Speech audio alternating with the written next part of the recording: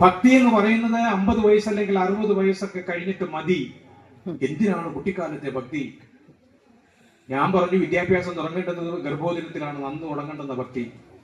ഞാനല്ല പറഞ്ഞത്, എന്നെ കൊണ്ട് പറയിപ്പിച്ചത് ഭാഗവതം.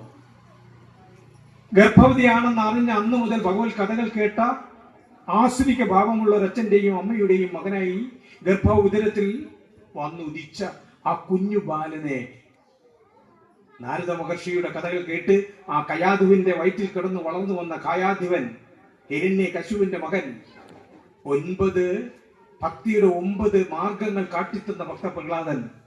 ആ പ്രഹ്ലാദൻ ഗർഭോദരത്തിൽ വെച്ചാണ് വിദ്യാഭ്യാസം തുടങ്ങിയത്. ആ പ്രഹ്ലാദൻ നമ്മളോട് പറഞ്ഞു തരുന്നത്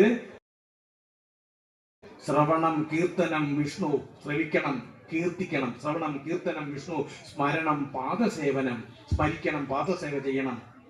അർച്ചനം വന്ദനം ദാസ്യം, അർച്ചിക്കണം വന്ദിക്കണം, ദാസ്യപ്രവൃത്തി ചെയ്യണം. അർച്ചനം വന്ദനം ദാസ്യം. സഖ്യം, സഖ്യത്തിൽ പെടണം. സഖ്യം. ആത്മനിവേദനം നടത്തണം ഭഗവാനുമായി.